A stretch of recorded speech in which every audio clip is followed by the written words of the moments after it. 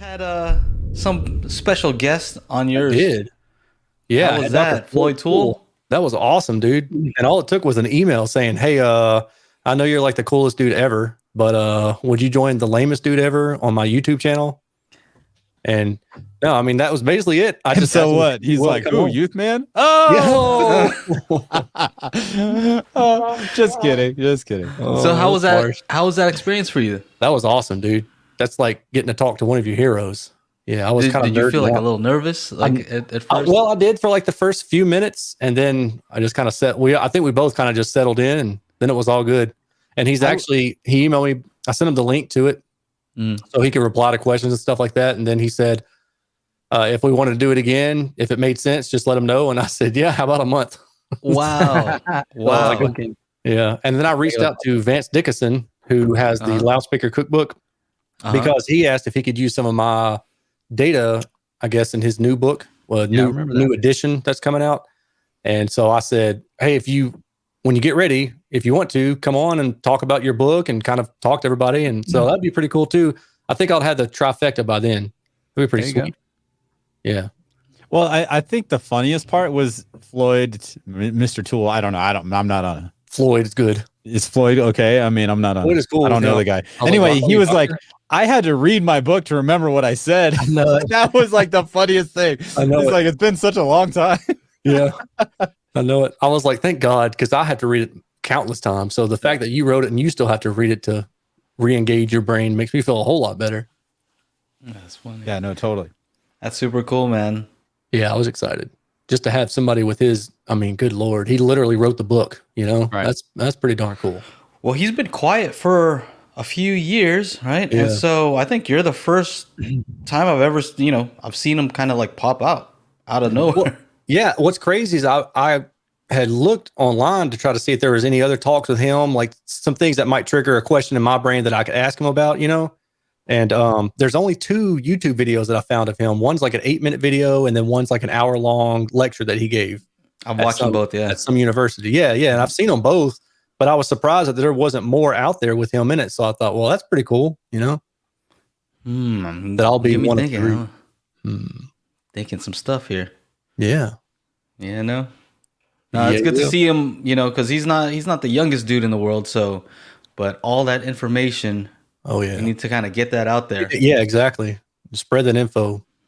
And I like that he was willing to come on and talk, because my whole channel is about trying to educate and explain things. And who better to do that than the guy who, is the founder of that research and science. So, and the crazy thing is, I'm halfway through his book, just kind of taking my time, trying to soak it all in. And he does a really good job of making complex ideas pretty understandable, right?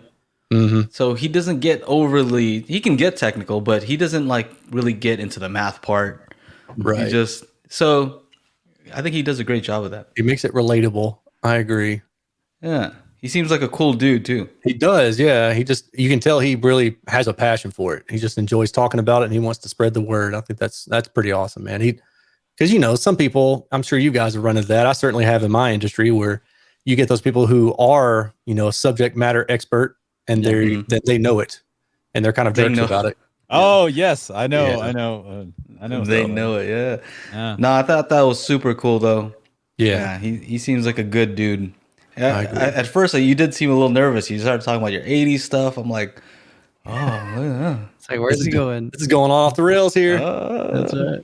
I was getting texts. No, I really wasn't. So it's funny because, what do they say about like meeting your heroes? Right? Sometimes you meet them, they're kind of not that cool. Yeah. Yeah. Have you ever experienced that? I did that with a guy one time. I went to a Vid Summit and there was a guy that I've watched a lot. I know. I'm like, bro. Yeah. I wasn't going to drop it in names, man. I'm Googling this. He was quite different. He was Frono's photo. Jared Poland. Pretty dry. He was pretty dry. Yeah. Definitely. It was like this. So how you doing, man? Well, we got 5 videos slated with this other project, and like we were just like, wow. Me and Mark were like, this is gonna be cool. We were all like excited. It's just like, yo, the Fro, what's up, man? And he's like, hi. It was just that. And maybe he's just like a huge introvert, and maybe able to be extroverted on camera, which honestly, that's the way I am. I'm very, very introverted. But when I'm around people that I know, then I'm an extrovert. Yeah, I don't know about introverted. No, when I met you over there, promise you, the first thing you did was like try to slap me. Yeah, but I knew you though. Oh yeah, he did. He did. Punchable face. I don't think so. Whoa. He's so crazy. Joe was he was intimidated.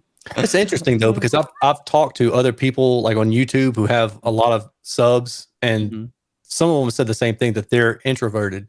And I'm like, it blows my mind to think that somebody could be introverted and be on a platform like this, Sure. Yeah. But it's almost like it's kind of like your not I don't want to say character, but it's more your role.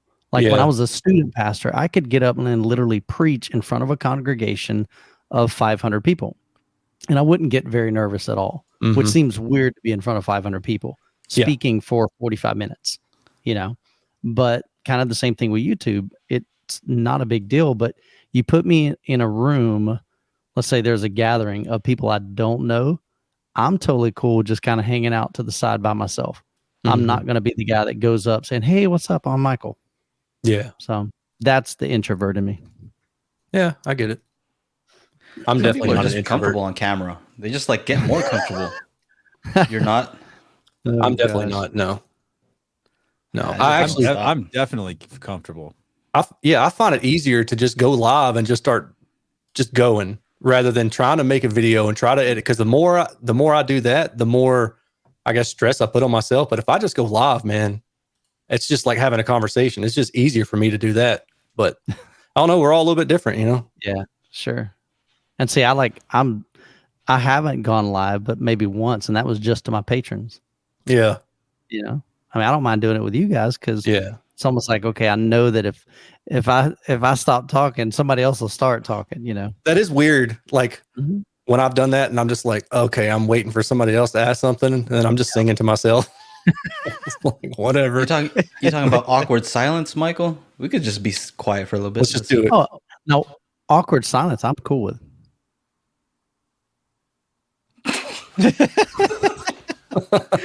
Who laughed first? Who was it? You got me. I'm totally cool with silence. That doesn't bother me at all. It was just so synchronized and perfect. Oh man, let's get.